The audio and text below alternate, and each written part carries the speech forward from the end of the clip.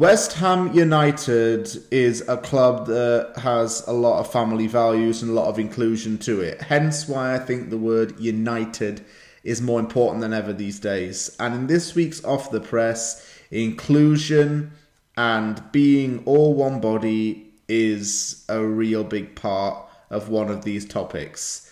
Look, no matter who you are and where you support West Ham, you're a West Ham fan and you're a West Ham player as well if you play for the club, no matter what your background, nationality, religion, or sexual orientation is.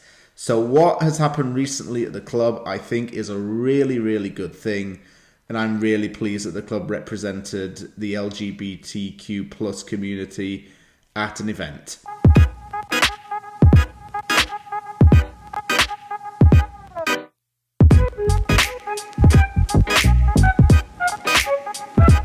Off the Press is back this week, and I'm talking about all things positive. The three topics I've chosen are all very good things that have happened at West Ham. We're going to be starting with the Pride of Irons being represented at a gay pride parade in Chelmsford. I'm going to be talking about Paolo Di Canio's reaction to Michail Antonio breaking Di Canio's record and Antonio becoming West Ham's new all-time top Premier League goal scorer. If you watched that game on Monday night, it was fantastic, and we all witnessed a little bit of history with Antonio's goals. And I'm also going to be talking about Mark Noble hinting about what he might want to do at West Ham after he's retired, because there is a suggestion of a role that he could do at the club, but I want to talk about it in a bit more depth. So let's get right into it and start off with Pride of Irons. Essex Pride is an annual gay pride event which it takes place in Chelmsford, Essex, and West Ham attended the event. Hammerhead, the mascot, was there. There were performances from drag queens, a Christina Aguilera tribute act, from what I've heard, and a lot of entertainment to embrace the LGBTQ plus community. Not just within West Ham and not just with Essex, but within the wider area as well. Because, football clubs these days are all about eliminating racism, but homophobia is another thing as well that doesn't really get talked about too often. And especially because in the West Ham women's team, there are a few gay players, and there have been a few gay players in the past. I'm not going to say names of who they are, okay, but there are players that fall, well, lack of a better term, fall into that category of LGBTQ+. Okay, and for them to be represented and for West Ham to represent themselves at a gay pride event is a really important thing, because it shows that the club is open to acceptance and that the club will not discriminate anyone based on the sexual orientation, which shouldn't happen anyway, because it's 2021, so get with the times, people. You know what I'm saying? If someone's gay, fine. You know, England's a free country where you can be whoever you want to be, within reason. Obviously, you can't just be you can't just be like a mass murderer or anything, but you can be your own person. You can be whatever sexual orientation you want, whatever religion you want. And LGBTQ plus community is a community that has been undermined, faced abuse in the past, and has often been misunderstood. West Ham's trying to bridge that gap, and that's why there's Pride of Irons. I spoke to a lady on Twitter recently who's part of a gay pride community in Canada, and she's a West Ham fan as well. And because of that, she's managed to bring her love for the LGBTQ plus community and West Ham together, and has joined Pride of Irons. And Pride of Irons is good for gay supporters, because it doesn't matter where you're from. As long as you support West Ham, that's all that matters. As long as you support the club, that's all that matters. No one cares about who you are, where you're from. And West Ham to be at the Essex Pride event is a really important thing. Really well done to the club for turning out and just representing itself in a really good way, as well as the LGBTQ plus community as well. As you know, Monday night was a big night for Michail Antonio and West Ham United Football Club, because West Ham has a new all-time top Premier League goal scorer, and his name is Michail Antonio. He scored twice in the 4-1 win over Leicester City to get his 48th and 49th goals for West Ham. If you want to just put this on a side note, he's one goal away from reaching half a century in Premier League goals, and he's achieved that within his 7th season. Paolo Di Canio scored 47 goals for West Ham in 3 seasons. Or was it 4? Well, it In football, let's say for 4 years at West Ham, Paolo Di Canio scored 47 goals, just to clear things up a bit there.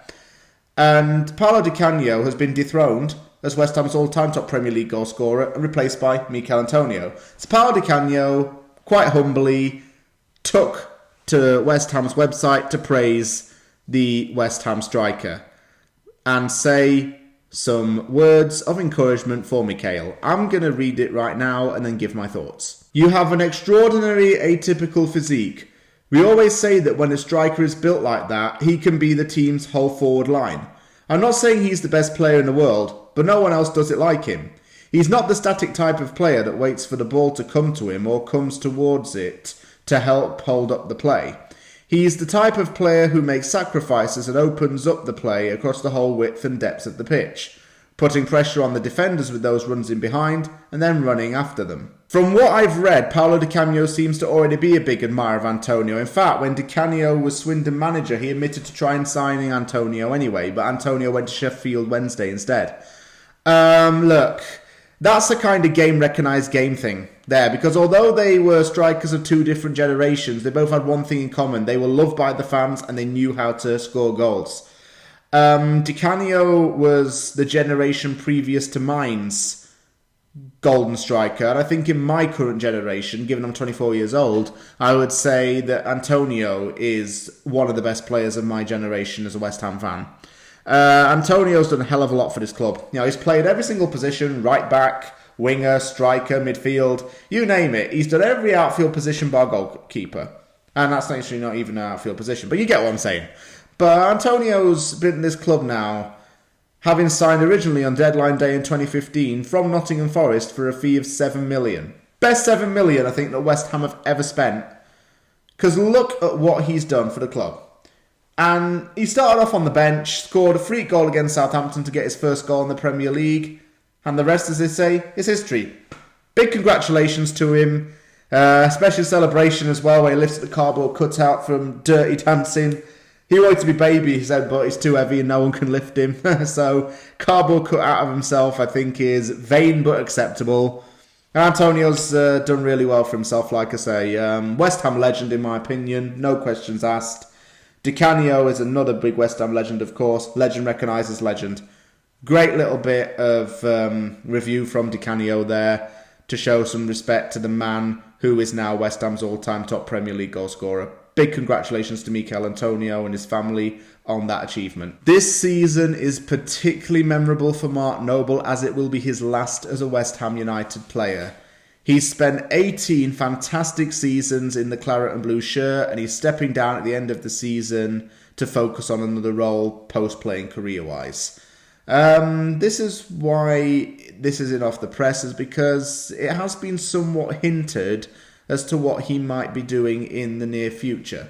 I think that he's going to get some kind of recruitment or scouting role at the club, because Noble involves himself by going to watch academy games, and he's a big role model for the academy, of course. He's always given advice to players and being involved with the club and the wider community. So Mark Noble's going to get a job at West Ham regardless after he's finished playing.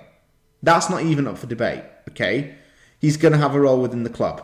Well, as a scouting role, I would totally back it, because David Moyes has put a lot of faith into Noble. Noble knows what's right for this club. He understands this club. This club is his whole life, so he's got to have some kind of connection to it.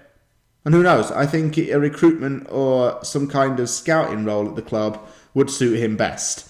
Academy coach may be quite a push right now, and that's already probably going to David Martin, so I wouldn't expect Noble to be an academy coach just yet. A future West Ham manager, who knows? Maybe, maybe not. But that's probably very far into the future. He's 34 years old, soon to be 35 next year. And he can focus on, spending time with his family, I suppose, without the distraction of the stress of being a player.